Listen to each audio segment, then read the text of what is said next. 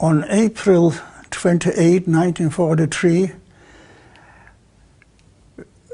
our little town, Izbica, was surrounded, and all the Jewish inhabitants were taken to the marketplace, loaded to trucks, and taken away.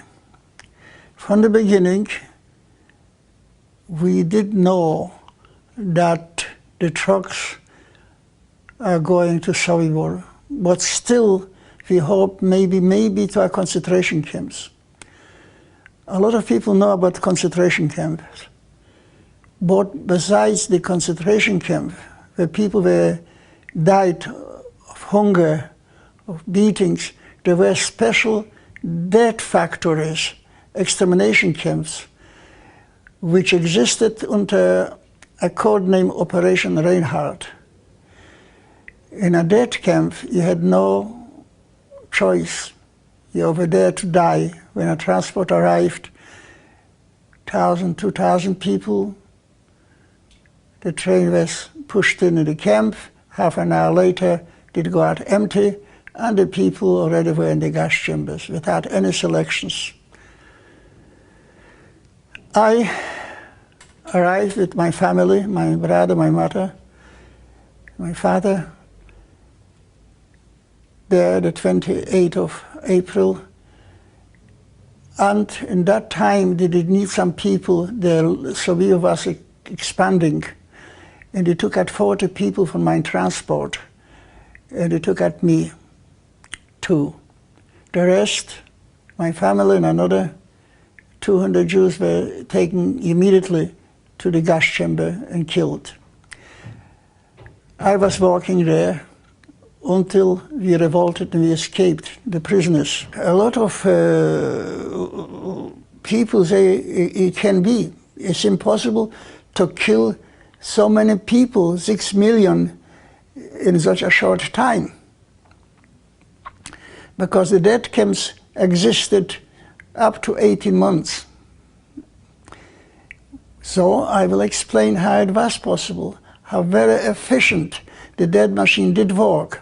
And I will explain this on the example of a transport of Dutch people from Holland. Usually a transport of about 2,300 Jews from Holland arrived in the morning and stopped in a little train station called Sobibor. When a transport arrived, this gate was opened and the train was pushed inside. The train was pushed into the camp. People were told to step down, and later they were told to leave the heavy luggage, which will be returned later, and go farther on this way. Here turn left, and this was a hallway between barbed wires. They went straight this way to this big barrack. This was a barrack for horses, military horses converted to sleeping quarters. Here, some people, special women, had still the handbags. Men had still the wallets and so on, so they were told to leave everything in this barrack. The people didn't know what's happened with them, and here I've seen in the eyes some surprise. I mean, when a woman mostly having their handbags, valuable stuff, and now they told them, leave it.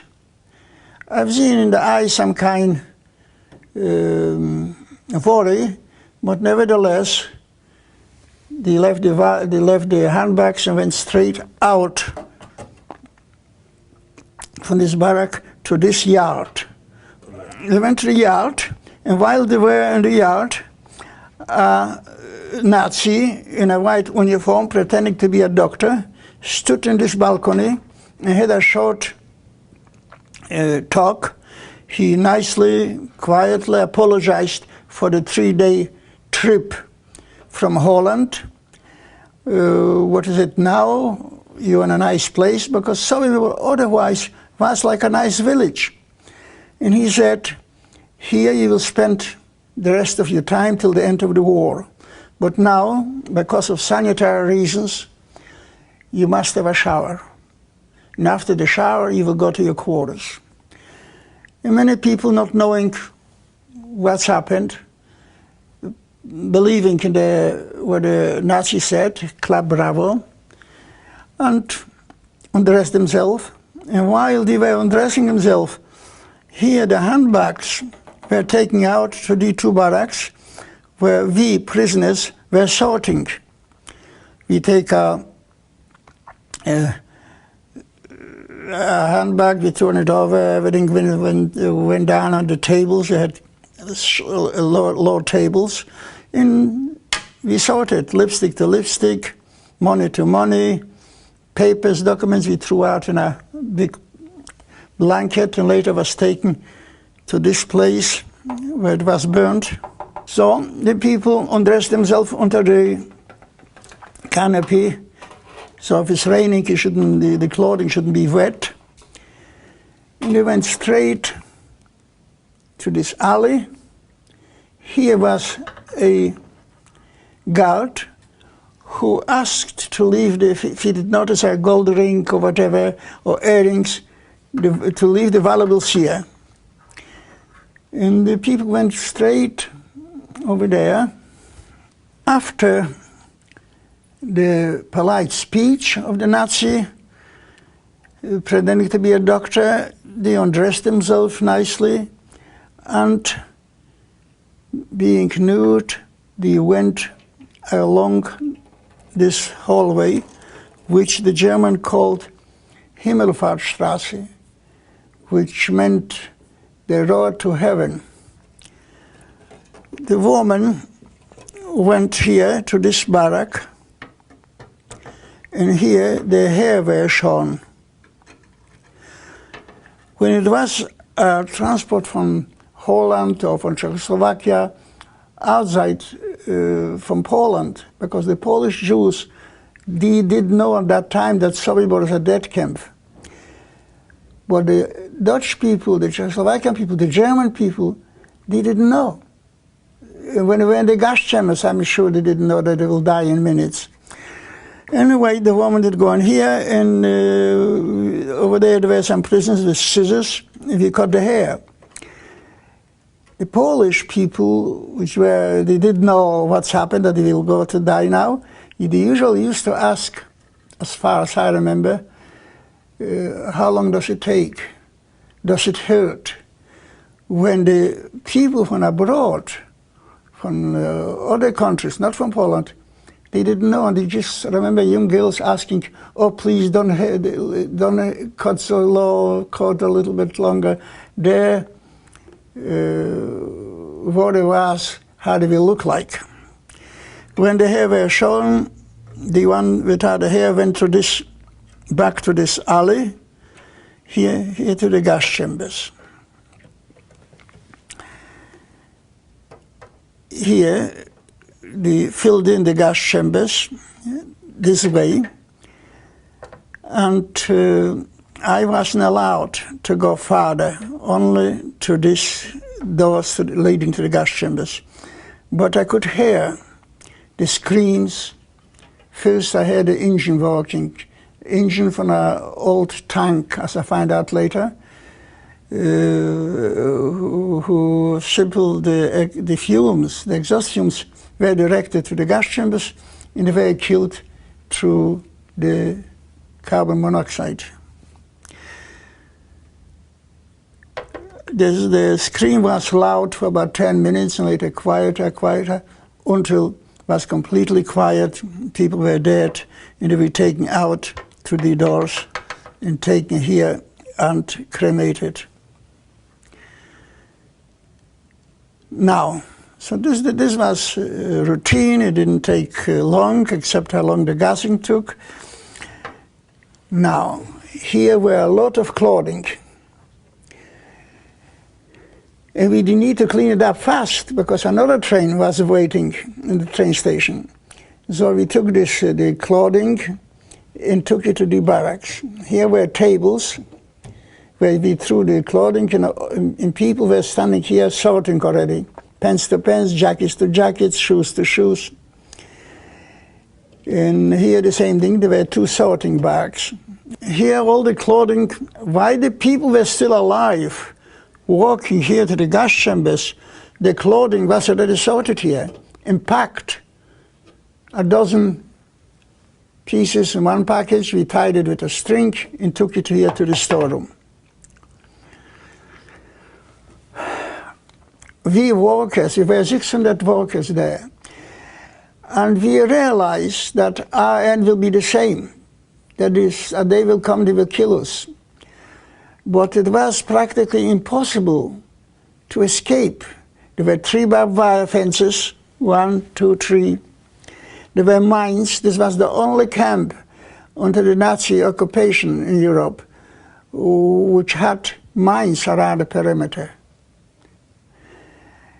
But, and besides this, most of the prisoners didn't have any kind of military education. They were young people. They didn't know how to use a weapon. But once, in the beginning of September, a transport arrived with young people from the Soviet Union, young Jews. A lot of them were military men, former POWs, which were recognized as Jewish, and they were sent to Sobibor. In that time, Sobibor was expanding, and they did some people, so they took out from this transport 70 people to work with us, because many of us workers in Sobibor committed suicide. This organization, which a few people just talk about escape, but nothing happened until our transport arrived on the end of September. And as I said, Sobibor was expanding, and they did need more people. So the Germans picked up about 70 people from the incoming transport. They picked up young people, healthy people, not having an idea that most of them were officers or soldiers, former POWs. They were officers from the Soviet army. And now the leader of the organization, Leon Ferlender, recognized the potential, and pretty soon he contacted one POW, former POW, Sasha Aronovich Pechorsky, and together now we had people knowing how to fight, former soldiers, and we had the knowledge, the old prisoners had the knowledge of the working of this camp in the territory. Together we planned a revolt. There were many plans how to escape, but finally one was picked up who did promise some kind of a success, possibility of success. The plan was that we should lure the Nazis one by one to some places where they will be killed, where our people in the organization, a few of them, actually 3 of them, will be waiting for them, and when they come, when they are lured and the Nazis go over there where they are asking to go, they are killed and the weapons was taken away, but we shouldn't use them because it will alarm. In the end phase of the revolt, we should use the weapons. And so we should kill one by one. I, in that time, was working in this little place. This was, the inside was an oven, and when from the sorting area they bring me papers, documents, books, I used to burn them there. It was an oven, and they called me Firemeister, which is fireman, because I was burning the document. I told by the leader of the revolt, Leon Ferlender, that 3 o'clock some people will come in from the organization, I should let them in, otherwise I wouldn't. this didn't happen because on the end they decided that this was too close to the tower over there. And the guard on the tower will probably notice that the Germans did go in but didn't come out. So I was rather told to go out and look for the Germans. We did wander here and there and lure them, telling them to go here or there, because we didn't know the hobby of many Germans. We didn't know one like leather stuff, the another like gold. So for example, I have seen here a German walking, Wolf, and I went to him and took down my hat, stay attention, and said, Herr Oberscharführer, we find in the sorting area, we did find a beautiful leather coat, exactly your size. Would you like to check it over? Go over there and take a look if you like it. And he, of course, said yes. And he went over there. He went here. Oh, here, this. And he, over there was waiting for him a leather coat, and he looked it over, and he liked it. I wasn't that time, I wasn't inside, but they told me what's happened. I was standing here. But I've seen the Wolf going in to this warehouse, and inside they had the leather coat, and they hold it for him, he should try it on. When he put in the hand in the sleeves, the hand were tied up so he can't move, and he was hit with an axe and killed. So we had one pistol, but we weren't able to use it because it would alarm. He had it, put it in the pocket. That was the first German killed. Actually, this part here, this part with separate barbed wires around, was the area where the sleeping barrack, the quarters were here, the kitchen was here, and the garage was here. So we have seen the deputy commandant, Niemann, on a horse, just riding around. And finally he did come to the tailor shop because the tailor made an appointment with him for that particular hour, about 3:30. And we didn't know about the German punctuality that he will come, and he did. Arrived in his horse, went down, went into the tailor shop, and the tailor, of course, did try on his uniform because he was in the process of having a uniform tailored. And the same thing, while he was trying on the coat or jacket, he was hit with an axe and killed. We had another pistol. Later, I tried to lure Beckman. He was responsible for the money, for the valuables in Sobibor. And he was invited here, to this building. This was the administration building. In the same way. He told him we have something for him. He let in 3 people in his office. And again, they killed him. In this way, in a matter of an hour, slowly, we killed about 80% of the Nazis. Until 5 o'clock, this was going on. 5 o'clock was the roll call, end of work.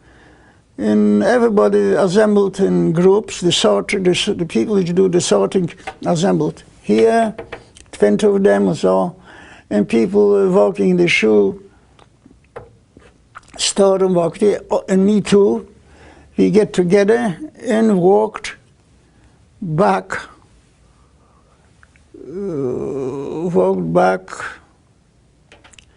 this way. Here we could go out to this place. Every day, 5 o'clock, enter work. All the people walking around would come back to this space.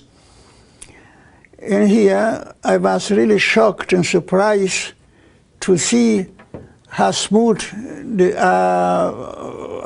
operations going on.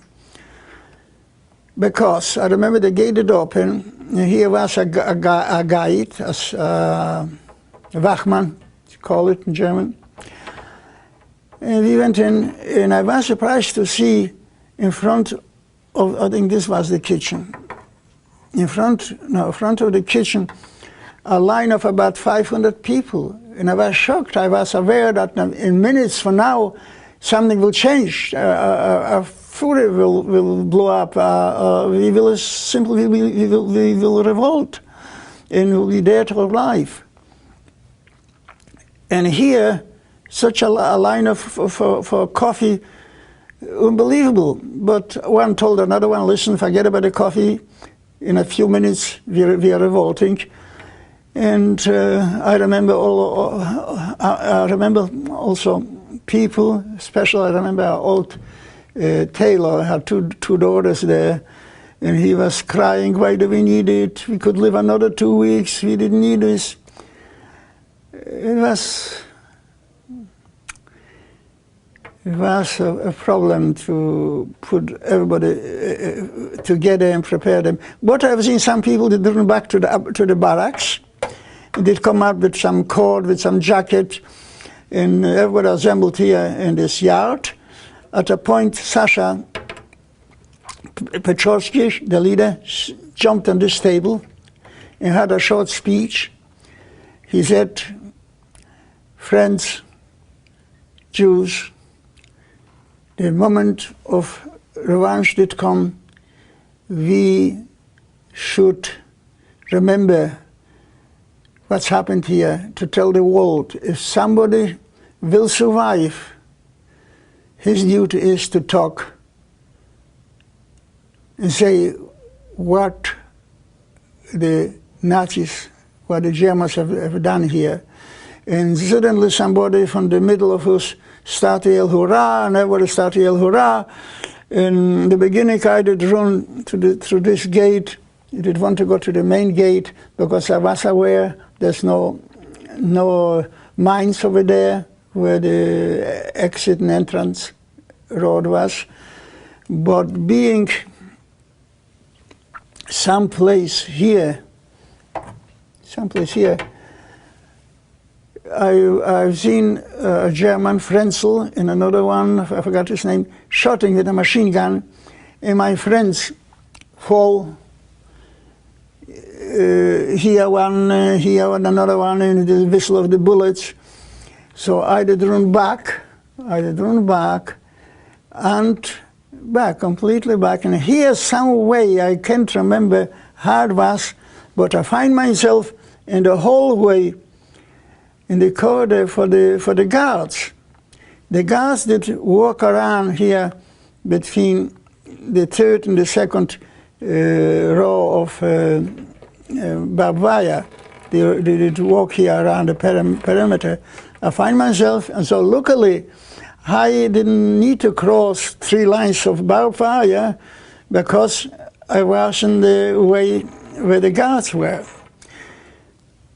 Somebody, but again I had a knife in the hand, you can't do much with a knife. So somebody showed up with an axe, cut a hole in the barbed wires, and people stood in the line to go through the hole. This guard noticed a line in this tower and started to shoot at us. So people didn't stand anymore on the line, but they did try to go over the fence, like a ladder. The fence they're using like a ladder. At a point when I was going through the hole, the ladder, the fence, under the weight of people trying to get over it, collapsed and pinned me down. And I was under the fence, under the broken fence, and I thought, oh, now I'm not even wounded, and I will stay in Sobibor, the end of it. But actually, this later I realized that this saved me, actually, because when being under the fence, I've seen people, people killed by the mines, their hands, legs flying there. And finally everybody, it was no more people, so stepping over me on the fence. So I managed, I had a hard time to get from under the fence because the barbed wire, the barbs that embedded in my jacket. But finally I did come to my senses and slid out, leaving the court. And was running 100 feet, 200, 150, and finally I made it to the forest. I fall down a few times thinking that I'm hit, but I wasn't hit. And I reached the forest. And this was our escape. According to German documents, about 320 escaped. But the next day, some were killed. But according to, again, the German documents, about 100 people were killed the next day while they were caught in the forest, in the dragnet. Today, you can't even, there's nothing there. There's signs and a little mountain from ashes, and this is what is left. Sobibor is not as well known about Auschwitz, but actually in the Operation Reinhardt, the code name for the death camps, Sobibor, Belzec and Treblinka, more people were killed than in Auschwitz. But Treblinka is in the side, in the middle of the, Sobibor, I mean. Sobibor is in the side, in the middle of a forest. So I do a lot. Sobibor should be, people should know about Sobibor. This is it. If I would be a Christian boy, I just run to any village, any city, town, mingle with the people, and I would be a free man. But I was a Jewish boy, 15 and a half years old. Where should I go? Back to my town, to Izbica. This is the name of my town. I wouldn't last on the street of Izbica 15 minutes because people living near my home, they wouldn't be happy to see me, to come back for my furniture, because when they took us to Sobibor, everything was left. Even food was on the table left.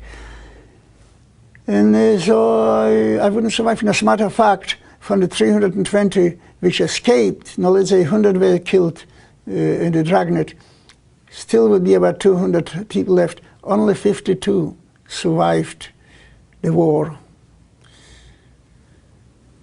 And this is another example of hate, of racism, of intolerance. In Sobibor, in many places like Sobibor, are the result of this kind of philosophy. We are a mine area. I was born in this district. And we will go to Izbica. I have over there some people which probably will help me. And we walked. We were walking in nighttime until Izbica. Over there I did manage in the nighttime to knock on the doors of some friends, but I didn't have any help. I was refused help, and finally I remember sitting in the forest.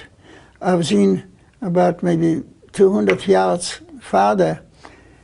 I've seen a farmer's hut, some farmer's building. I've seen the light of a kerosene lamp through the window. And I went in over there, asked for help, and he and his wife did give us food, and their daughter was my schoolmate before the war. So the talk was rather pleasant, and finally he decided to hide us for money. He had a lot of money, and later he did, after a while, he did come with a gun, shot at us, and I pretended to be killed. I still have the bullet here, but I survived.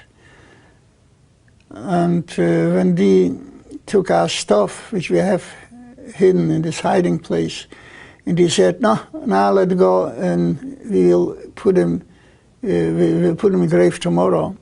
And when he left, I managed to get up and escape. And I was hiding in the forest, and I was hiding in empty buildings in the forest until the Red Army arrived and liberated me. So later I was, of course, liberated. I was in the city of Lublin. And I lived in Poland until 1957. In 1957, I emigrated to Israel.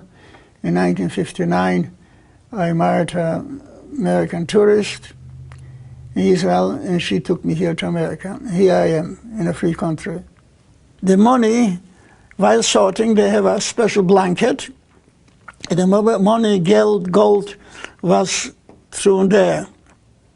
And later it was taken to the so-called Wertsachen magazine. Wertsachen mean the storeroom for valuables. And whoever did know about the revolt, whoever was in the conspiracy, went straight to the administration office and went in where the Wertsachen, the storeroom for the valuables was. And I went in there knowing that I will escape, and just grabbed diamonds and put in my pockets, money, Russian money, American money. And this way I had the money. I had most of my money actually in the court, which I left under the barbarians. But we have quite a lot, and this helped us a little bit. It helped us. We were also chased and killed because of the money.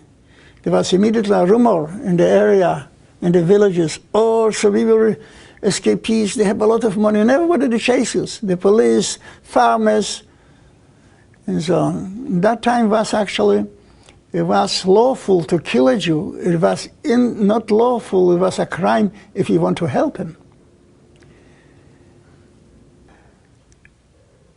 It was like a Russian roulette. You didn't know. As a matter of fact, I suspect that one who escaped with us, a little boy, he went into a farmer's hut. He said he will go and ask for food. He did never come out. And I suspect that he was, I don't know, what, he was killed. So we didn't know. It was a chance that they need to take.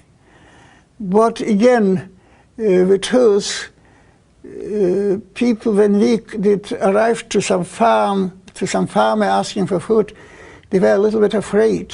But because we weren't dressed like people in the concentration camps, we didn't have the stripe pajamas. We had our civilian clothing. If something was dirty, I went to the sorting place, put in a nice shirt, nice pants, nice shoe. So when we arrived in a farmer's hut, we were young people, nicely dressed, and they were afraid maybe we have guns in the pocket. I didn't encounter any hostility, actually, except I was in a little town, Piaski. I went into a farmer there, and we bought some food. And later I went to not far was a forest. It took only 50 minutes that people would come with a gun, with a rifle, looking for us. So probably he did denounce us. But to survive, if people ask me, oh, how come you survived? What did you do? Nothing unusual. I've done what many people have done and they didn't survive. It's simple luck. Simple luck, that's all. And I go every year to Sobibor. Every 14th of October I'm in Sobibor over there. And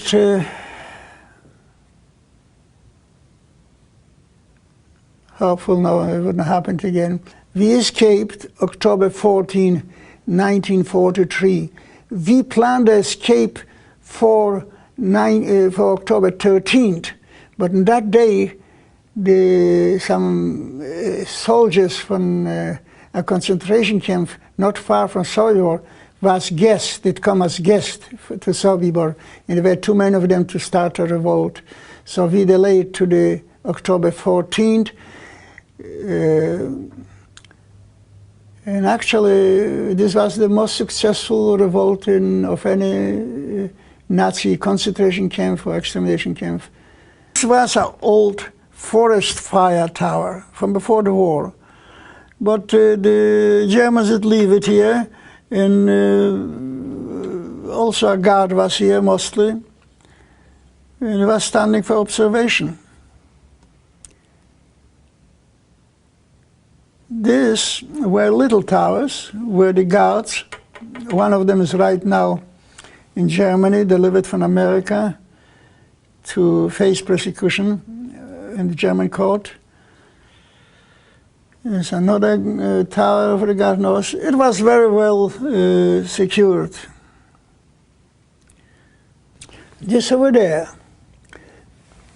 was a chapel from before the war, a small chapel. When a transport arrived, there were some sick people, some cripples, and it was difficult for them to go to the gas chamber. So, you see this line? They built a special, they're called mini railroad, rollies. They threw him in the rollies, and they took him direct to the gas chamber. Also, if there were some people, when the Nazis were observing the incoming transport, and they noticed some people which are nervous and really talking to each other, they immediately took him to this place, and they shot him here. So to avoid troublemakers. And also there was enough place in the lorries for sick people. They also took him here, in this chapel they killed him. Right now, they eliminated this chapel, they took it away, they shouldn't do it because this was something important and so on, and they built a church. There are the toilets. This is the place where I used to burn the documents. You see, mostly, if there were no transports, the people working here, the Jews working here, were busy sorting, burning the dead people. They were sorting, there were tailor shops and tailor shops and other shops, cobbler shops. But when a transport arrived, everything changed. I was told to stop here, to get out from that building. When a transport arrived, everything changed. The plain routine, like sorting, like whatever the tailors did work here, the mechanics, whatever the daily routine required, we have done. But when a transport arrived with people to be killed, everything changed. I was told to leave this place and go here and wait for the woman, for the woman which arrived for hair cutting. Here, where the train arrived, a special group of prisoners called Bahn Commando, they were cleaning up, so when the next transport comes, it should be clean over there, like nothing happened. And when the people were killed, only this part was very busy burning them. The rest did go back to the routine work, like cleaning the yard, repairing stuff, burning the documents, packing and sorting the clothing. For documents, and actually for years, for 60 years maybe, because this is about 64 after the war. And I have a lot of documents concerning Sobibor, and simple did want to talk with the Nazis because I was aware I didn't know what's going on, but I did like confirmation in something I was not aware. And that what was, and I wrote this book, So We Were the Forgotten Revolt, and I did want to verify a lot of stuff. And I did try a few Germans. Who talked with me is the Bolender. Who talked with me is Frenzel, the German from the staff. And I just verified with them. It was very special with Frenzel. It was a very bad experience because I did come as a witness. I was called as a witness to Germany. And he was in jail, Frenzel. He was originally, in 1964, sentenced to 7 life in prison terms. After 16.5 years, his lawyer did find some contradictions in the testimony of 2 witnesses. And he did win a retrial for Frenzel. At the retrial, I was called as a witness.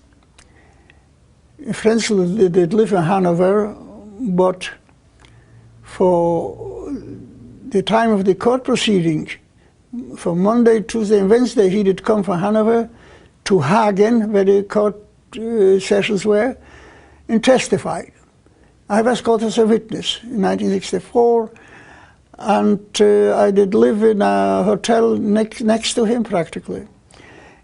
I did look for a way. I had some questions, and I'd look for an answer for the questions.